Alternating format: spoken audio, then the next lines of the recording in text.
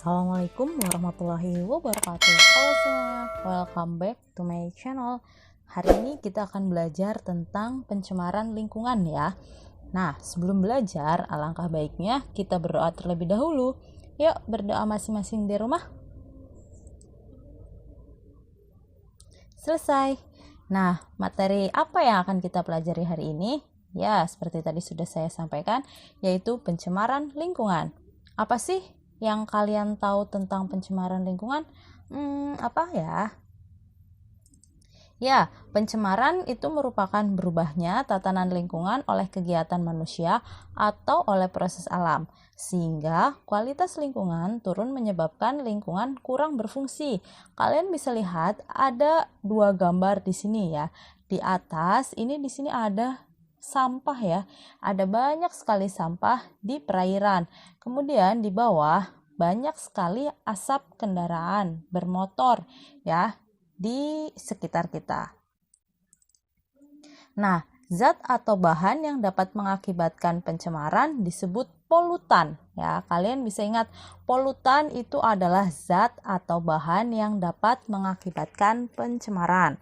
Kemudian, apa saja syarat suatu zat disebut sebagai polutan? Apa ya kira-kira? Ya, disebut polutan bila keberadaannya dapat menyebabkan kerugian terhadap makhluk hidup karena jumlahnya melebihi batas normal. Kalian bisa lihat di sini ya, gambar yang pertama. Nah, ini ada banyak sekali sampah di perairan. Kalau misal ini kan sampahnya melebihi batas normal ya, banyak banget nih kayak gini. Nah, itu yang disebut dengan polutan. Kemudian di sini ada banyak asap kendaraan bermotor ya. Nah, ini yang menyebabkan kerugian terhadap makhluk hidup. Kemudian di sini ada apa? Sampah lagi, banyak sekali sampah ini di tanah ya, jadi di daratan. Ini juga polusi ya, yang disebut polutan. Jadi keberadaannya itu menyebabkan kerugian terhadap makhluk hidup karena jumlahnya melebihi batas normal. Jadi melebihi batas yang wajar lah, udah banyak banget gitu. Nah, apa saja pencemaran lingkungan itu ya, kalian kira-kira apa ya? Seperti yang sudah tadi saya jelaskan ya, jadi macam-macam pencemaran lingkungan itu yang pertama ada pencemaran udara ya. Pencemaran ini berada di udara, jadi asap-asap kendaraan bermotor, asap-asap pabrik ya, itu terjadi di udara. Kemudian yang kedua ada pencemaran air ya, banyak sampah yang ada di perairan itu mencemari air ya, itu yang disebut pencemaran air. Kemudian yang terakhir ada pencemaran tanah ya, jadi banyak sampah yang ada di tanah ya atau di daratan. Jadi 3 pencemaran ini nanti akan kita jelaskan satu persatu. Yang pertama ada pencemaran udara. Pencemaran udara itu merupakan peristiwa masuknya zat, energi, atau komponen lainnya ke dalam komponen udara. Akibatnya, kualitas udara menurun sehingga mengganggu manusia dan makhluk hidup lain ya. MH itu makhluk hidup. Kemudian penyebabnya yang pertama ada karbon dioksida atau CO2. Kemudian ada karbon monoksida, CO sulfur dioksida, nitrogen oksida, dan CFC atau klorofluorokarbon. Ya, di sini mereka semua ini ya pembakaran hasil bahan bakar dari fosil. Ya, jadi kalau misal karbon monoksida itu kan pembakaran bahan bakar fosil ya. Kemudian ada sulfur dioksida, nitrogen oksida, kemudian ada CFC, klorofluorokarbon itu dari AC, aerosol dan lain-lain. Bisa juga pembakaran bahan bakar fosil. Nah, di sini kalian bisa lihat ada asap pabrik ya. Jadi ini ada asap-asap pabrik. Unsur apa saja sih yang mengotori udara?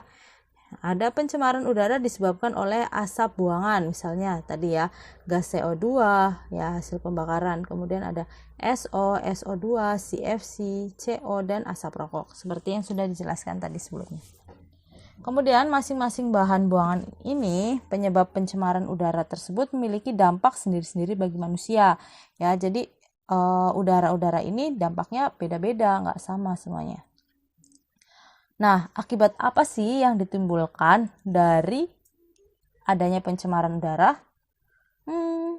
Ya, yang pertama, jadi terganggunya kesehatan manusia. Jadi akibat yang ditimbulkan oleh pencemaran udara, yang pertama terganggunya kesehatan manusia. Yang kedua, rusaknya bangunan karena pelapukan, ya, karat pada logam. Kemudian ada terganggunya pertumbuhan tanaman. Dan yang terakhir ada efek rumah kaca. Untuk kasus aktual ya, yang fakta real itu pencemaran udara di perkotaan. Kalian bisa lihat kalau di kota-kota besar itu kan gedung udah sangat banyak sekali ya. Ini kalian bisa lihat di sini gedung semua. Nah, ketika tidak ada pepohonan ya, tidak ada pepohonan. Nah, itu jadi asapnya sangat mengepul seperti ini ya. Jadi akibat dari kendaraan bermotor itu asapnya mengepul begini. Jadi udaranya tercemar. Kemudian untuk pencemaran air, apa sih pencemaran air itu? Peristiwa masuknya zat atau komponen lainnya ke dalam lingkungan perairan sehingga kualitas atau mutu airnya terganggu. Ya, seperti tadi contohnya ketika banyak sampah di perairan. Nah, penyebabnya itu apa? Limbah industri. Ya, biasanya pembuangan limbah industri itu ke sungai-sungai. Kemudian ada limbah pertanian. Ada limbah rumah tangga. Ya, biasanya kan kalau misal air ya, bekas cuci piring, siapa gitu kan limbah rumah tangga masuknya. Itu kan kita seringnya ke aliran sungai.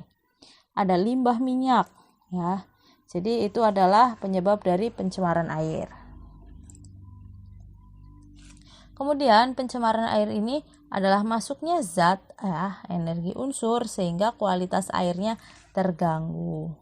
Nah, ini salah satu contoh dari pencemaran air. Ya, ini yang sering terjadi di kehidupan sehari-hari. Kemudian akibat pencemaran udara pada paru-paru, itu apa sih akibatnya? Kalian bisa lihat di sebelah kiri di sini ada paru-paru yang sehat. Warnanya cerah ya, maksudnya merah, bukan merah ngejreng, bukan, tapi di sini merahnya merah segar. Kemudian kalian bisa lihat di sini, nah ini akibat pencemaran udara, jadi paru-parunya menghitam, ya itu ada gangguan.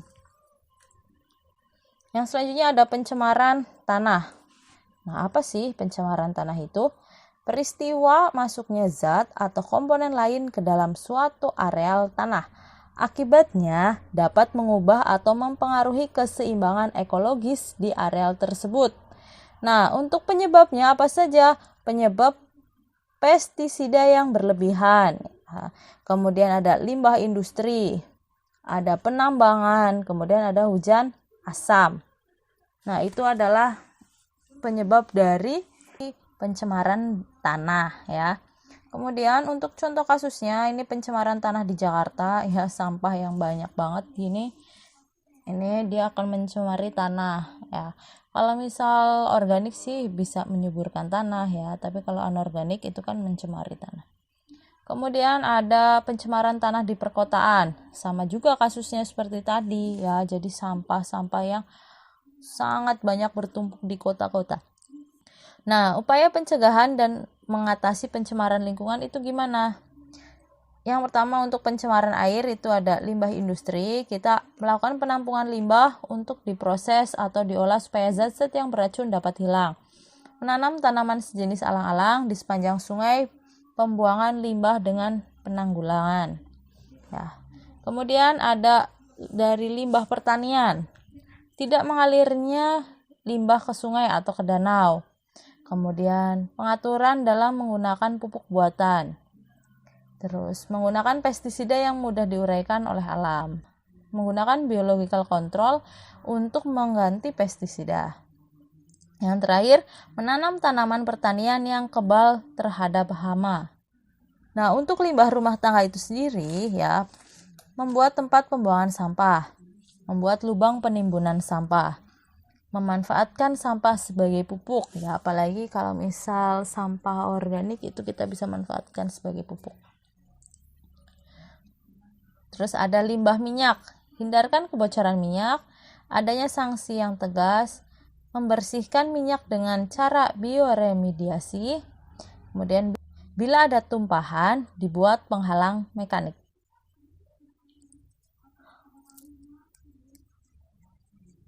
Untuk pencemaran udara, ya, di sini ada CO2, CO, NO2, dan SO2. Jadi mengurangi penggunaan bahan bakar minyak, mencegah penebangan hutan untuk lahan pertanian, dan menggunakan konverter katalitik di setiap kendaraan yang menggunakan bahan bakar minyak. Yang terakhir, reboisasi dan perluasan lahan hijau. Ini sangat perlu ya, reboisasi itu. Kemudian untuk CFC, untuk menanggulanginya sangat sulit karena dalam jangka 100 tahun baru bisa hilang. Tidak menggunakan CFC, ya itu solusinya. Nah, selanjutnya ada pencemaran tanah. Pestisida, adanya peraturan yang tegas untuk menggunakan pestisida. Untuk limbah industri, setiap pabrik harus memiliki tempat penampungan dan pengolahan limbah. Kemudian untuk hutan, ya, hutan ini manfaatnya. Nah, sekarang kan lagi pandemi virus COVID-19. Jadi memang kalau memang kita benar-benar sedang PSBB ya, di rumah terus, itu tuh pencemaran lingkungannya itu semakin berkurang gitu lah. Jadi kita yang sering memakai kendaraan bermotor sekarang kita yang sering memakai kendaraan bermotor terus kemudian ke sekolah kemana gitu, nah itu sekarang jadi jarang gitu. Jadi polusi udaranya pun berkurang. Nah terus untuk masalah pembuangan sampah sih itu tergantung ya, kita misal di rumah terus jajan terus sampahnya tetap banyak gitu.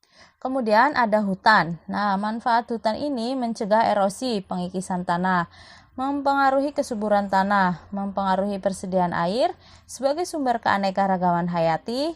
Nah, untuk akibat penggundulan hutan adalah kebalikan dari manfaat hutan. Ya, ini manfaatnya seperti ini, penggundulan ya kebalikan dari ini, kayak gitu.